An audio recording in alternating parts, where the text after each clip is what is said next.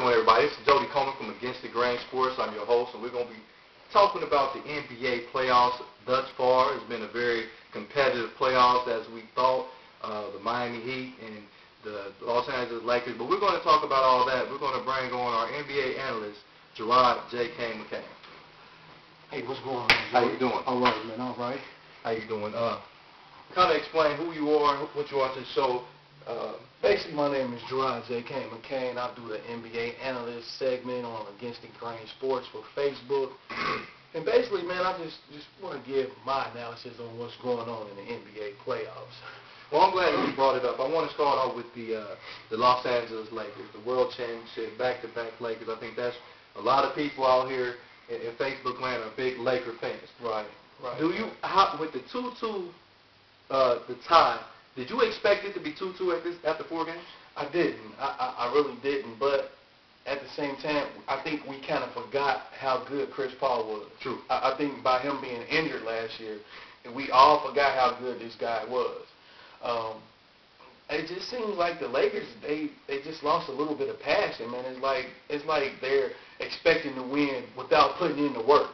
Now, you brought up Chris Paul. Last year, we even us on Against the Grain Sports, and a lot of sports analysts out here in today's world would put Chris Paul as not even in the top 5 point guard. Now that he's playing at this level, we remembering where he was the number 1 point guard, comparing him to Isaiah Thomas. True. Of course, we got the upstart Derrick Rose right now, and maybe he is the best in the game. But do you think at this point in time in the series that Chris Paul is outplaying Kobe Bryant? Yes.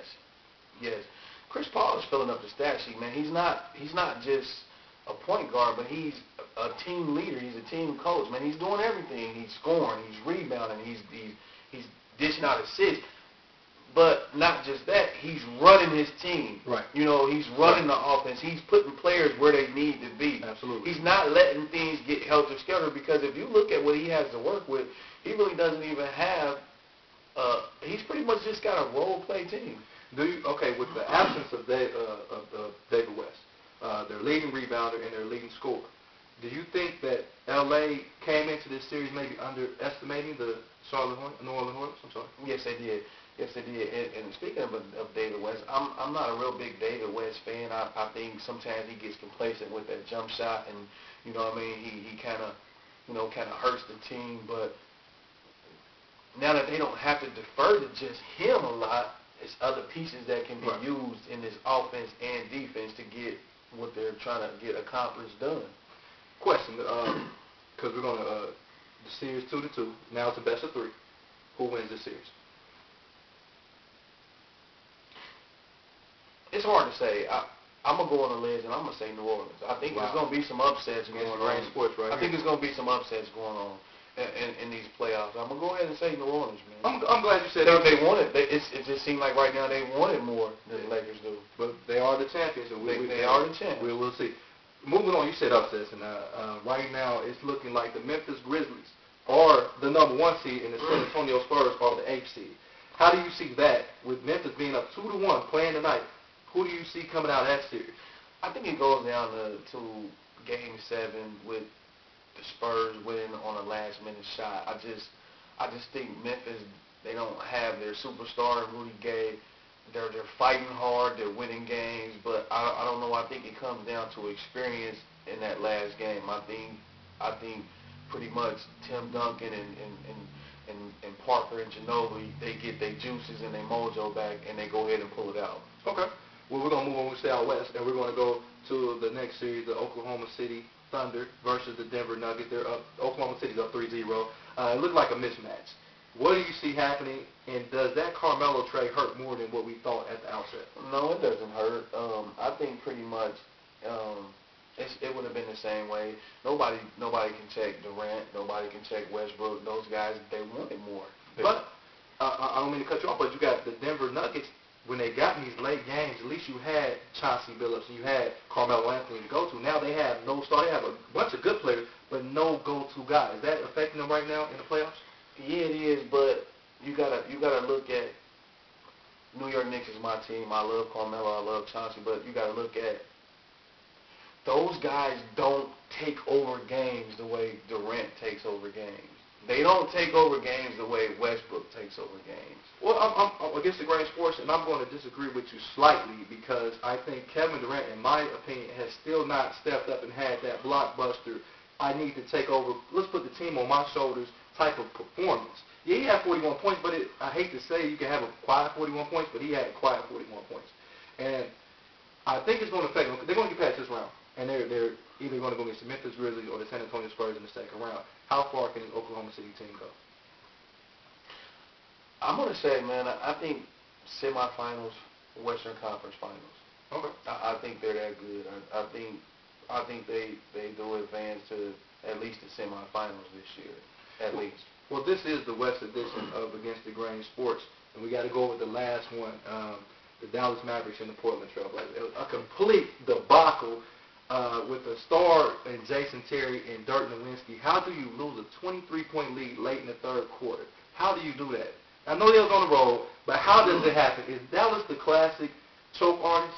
Are they choke artists? No, but, you know, Dallas is missing a key guy in Caron Butler right now. But 23 points listen, late third quarter? If you look at Dallas' team, man, they don't have anybody that's got that heart that's just going, when they're losing, that's just going to take over. Portland has that. They woke Brandon Roy up. Because he was about to cry. He was about to cry on the bench. But they woke him up. 23 points late in the third quarter. I think, my personal opinion, that Dallas got complacent. They thought that Portland was going to self-destruct. Brandon Roy wasn't playing. He doesn't play that game. It's a blowout. Right. So, right. Do you think at this point that Dallas can recover mentally from that from that 23-point lead that they lost? It's going to be up to Portland. If Brandon Roy comes out and he doesn't have the type of game that he had last game, Dallas will win. But if Brandon Roy is on his game, Portland pulls it out. Well, the thing about it, he definitely gets buckets. Well, you know, Caron Butler has been cleared to practice, so as longer as this playoff goes, we will see Caron Butler in a Dallas Mavericks jersey, which will make them a little bit more competitive. Because you are right, they are missing, but he hasn't played for the last 35 games of the season, so you can't. Injuries are part of the game. Because also Portland had Brandon Roy, who didn't play the majority of the season. Right. You know, he's just now getting healthy enough to get out there. So you can't really say, okay, an injury here, injury there, because that's the NBA. That's what happens. The 82-game schedule will, kind of beat up on your body. But this is the last thing for the West. And then we're going to, take a quick break. Who needs to hit the panic button more? The Lakers, Spurs, Mavericks, or Denver? Who needs to hit the panic button? Definitely the Lakers. The Lakers have so many high expectations on them right now that they need to hit the panic button. But it was an interesting stat that I came across, that last year when they won the championship, they were 16-12. So they didn't just breeze through those playoffs. Absolutely. So maybe they go through that same thing this year, or maybe they don't. Maybe Chris Paul comes out with the same intensity and the same enthusiasm, and they go ahead and get the Lakers out the way, and a new era starts in the NBA. And that would be, well, it wouldn't be a new era because you still have San Antonio Spurs, which I think who needs to hit the panic button. Yeah, I'm a San Antonio Spurs fan, but I'm also an NBA fan. But you will have a new era because you'll have one superstar taking a team full of role players past the defending champion. And that's correct. But I think the Lakers are not the team I would say hit the panic because they've been here before. Like you said, the stat last year, they went to 6 games. They were 2-2 at the same time. This time last year with Oklahoma City Thunder. The year before that, they were in the second round against Houston. They were 2-2. So I think this is just L.A. This is L.A. basketball. But San Antonio is the one I really want to hit the panic button on right now because San Antonio is really being outplayed at the game that they play, being physical. Right. And I think Zach Randolph and Marc Gasol is really imposing their will down low. And I hate to say it, but Mike Conley is out playing Tony Parker. And that's where it all stems from. Either Tony Parker, Ginobili, these guys need to wake up, or they will be fishing after the first round. But that's part of the playoffs. Whenever your big men are more aggressive and they're getting touches and they're getting shots, high percentage shots in the paint, you're more likely to win. A lot of teams nowadays, they want to settle for those jump shots and they want to ignore their big men, have them run up and down the court, getting tired, and then they get discouraged because they don't know when they're going to touch the ball. True. But once they get in their flow and the ball goes through your big man, everything else opens up. That's true. Well, I'm going to go ahead, I'm going to bring you back. We're going to take a quick break and come back, but I'm going to get back and we're going to talk about the East. But right now, I'm going to go ahead and let you go ahead and do what you got to do, freshen up or whatever you got to do. But we're going to come back and we're going to talk about the East. Okay. All right. That's Jay Kane, NBA analyst. Check him out on Against the Grain Sports. He put a lot of questions of the day up. But like I said, that was the coverage of the West thus far in the first round. It's been an absolutely phenomenal playoff. And we don't know who's going to come out the West. We pretty much know no one. It may be a sweep tonight with Denver, but we don't know. It's a very exciting playoffs, and we'll be right back with you with the Eastern Conference. It's Against the Grain Sport. Your host, Joey Coleman.